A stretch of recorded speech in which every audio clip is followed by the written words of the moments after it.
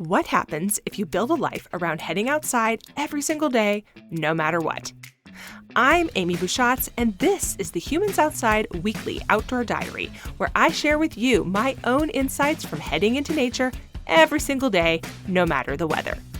This is my real life, including more than my share of fails, as I tackle the Humans Outside 365 Challenge.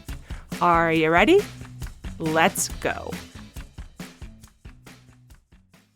One of the best parts of hosting this podcast is all of the incredible authors and thinkers I get to talk to as part of new episodes. I always take away some kind of inspiration for me while gathering inspiration for you.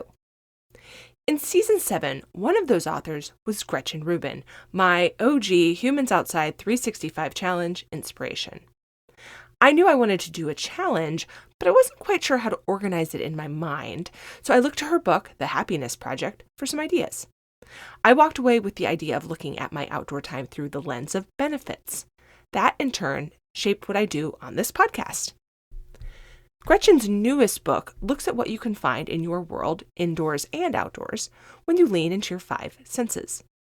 We sat down to talk about life in 5 senses on a podcast episode, which I'll link in the show notes of this episode. And I walked away from that wondering what I would find if I simply spent more time noticing outdoor things through each of the senses: seeing, smelling, tasting, touching, and hearing.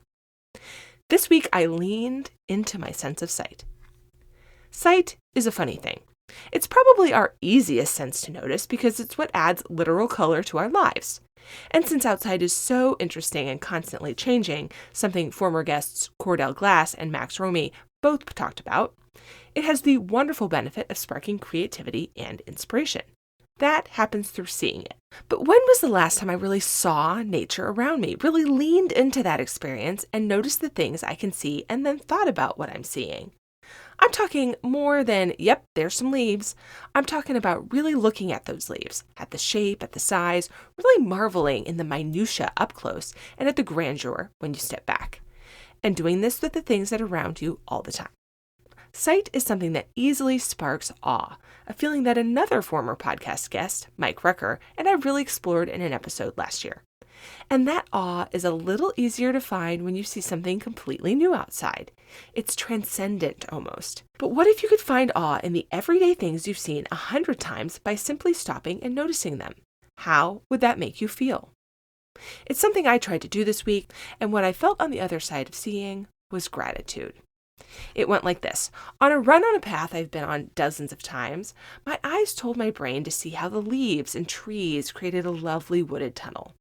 I saw the wildflowers on the path and appreciated their colors. My eyes saw some rose bushes and told my body to please not touch them because they are a little pokey. On a rainy day, my eyes saw the way the drops hit the puddles, creating this round spot around the impact point. I saw the reflection of leaves in those puddles and of my own self looking at it all. Driving to the grocery store, I saw the mountains around my small town. I found myself feeling a combo of awe and calm, noting how massive they are, how consistent. I noticed the shapes in the rock, fractals. It was a little mesmerizing, to be honest. I had to focus on the road. I felt deeply grateful for all of this complexity and beauty around me. It made me feel open to gratitude for other stuff in my life. Then there was a day that I was feeling very irritated, tired, up too late the night before, sore legs from a workout, probably deeply in need of a snack, as is my habit, dumb stuff going on outside my control like a sick kid or unresponsive work contacts. My eyes saw things that added to my irritation. Rain clouds, again. Those stupid cottonwood fluffs floating everywhere still after what has seemed like ages and ages of it. The giant mess my kids left on the porch on top of the giant mess the cottonwood creates. But then, after a snack probably, because that sounds like me, I remembered the crew that made the documentary film we're in. I'll link that in the show notes too. They found the falling cottonwood so magical that they featured it in the movie. These are New York City people, and they don't know that the rest of us find it absolutely not magical. But it made me stop and think about the things that I noticed when I first came here to Alaska that I probably now take for granted or find terrible. And while I won't say my cottonwood attitude shifted entirely, I did stand and use my sense of sight to watch it fall for a while and thought, yeah, okay, that is kind of cool looking.